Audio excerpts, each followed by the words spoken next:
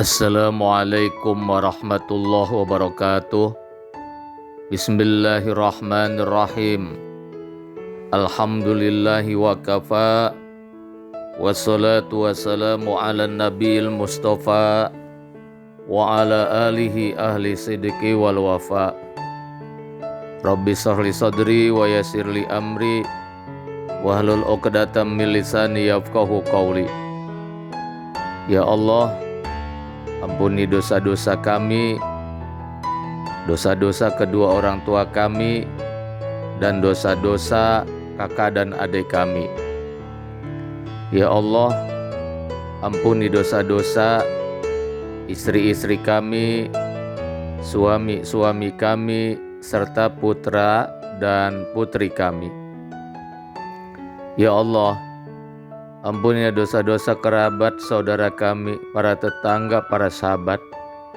Ampuni dosa-dosa kaum muslimin dan muslimat, kaum mukminin dan mukminat yang masih hidup maupun yang sudah wafat.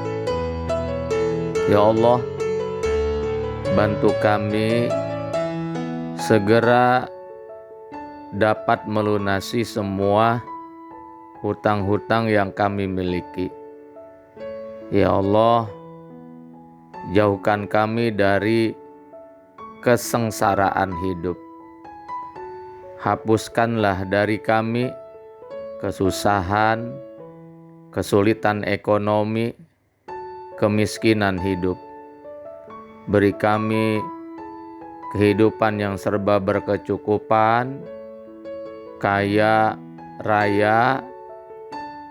Engkau limpahkan kepada kami rezeki berlimpah-limpah, dan Engkau berikan kami uang bermiliar-miliar rupiah.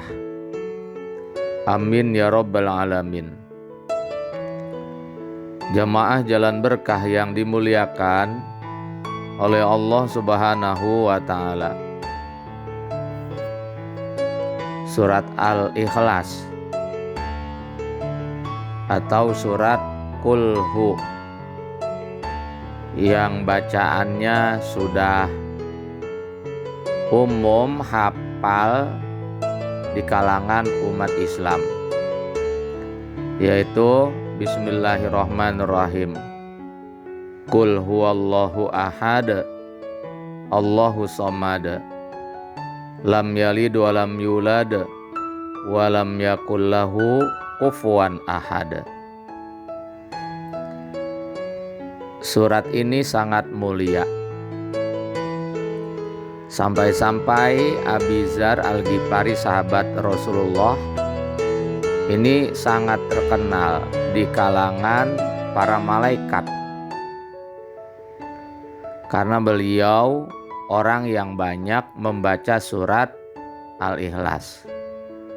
Bahkan ketika sahabat Nabi yang bernama Muawiyah bin Muawiyah di kota Madinah wafat,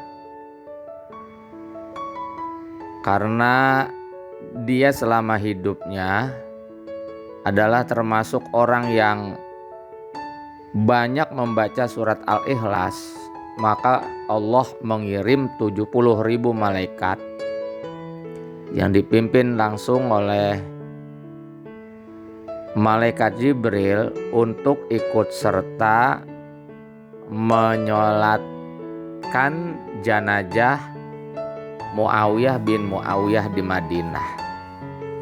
Jadi surat Al-Ikhlas ini sungguh luar biasa.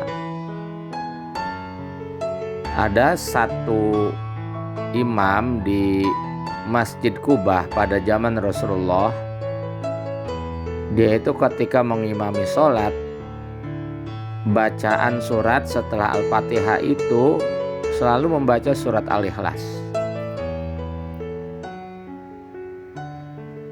Jadi surat Al-Ikhlas tidak pernah lepas dia baca ketika mengimami jamaah di Masjid Quba.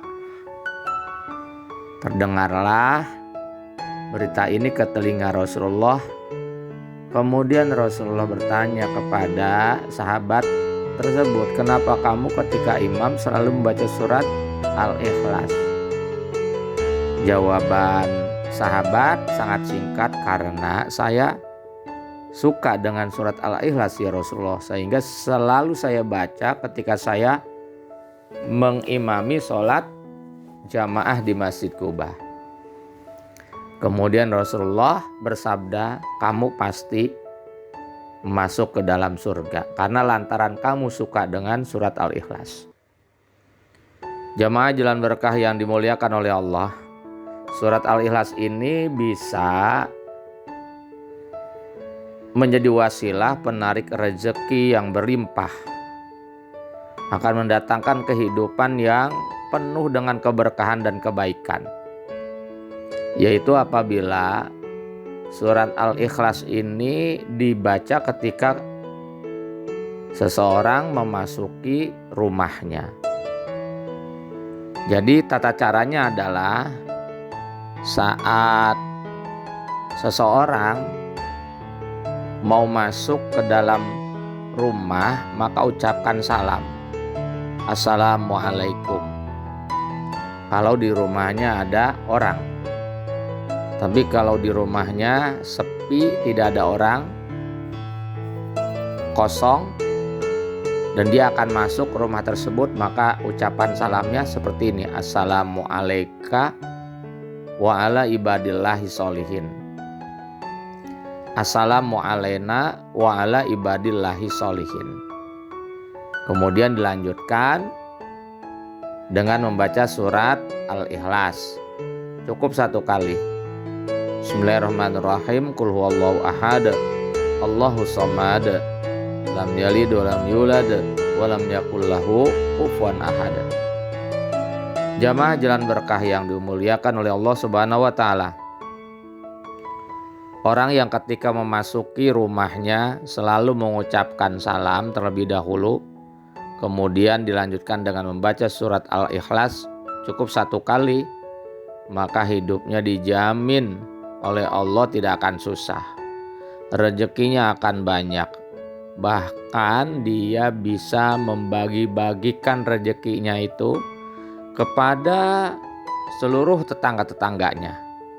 Saking berkah dan banyaknya rezeki yang dia terima dari pemberian Allah Subhanahu wa taala lantaran selalu memasuki rumahnya itu membaca surat Al-Fatihah satu kali. Dan sebab itu jamaah jalan berkah, mari kita amalkan setiap kita memasuki rumah kita dengan mengucapkan salam terlebih dahulu, kemudian membaca surat Al-Fatihah, sehingga rumah kita diberkahi oleh Allah Subhanahu wa taala dan kehidupan kita akan dilancarkan rezekinya oleh Allah Subhanahu wa taala. Yang punya hutang, hutangnya akan Allah lunasin. Yang nganggur akan Allah berikan pekerjaan dan usahanya, ikhtiarnya betul-betul akan terkabul.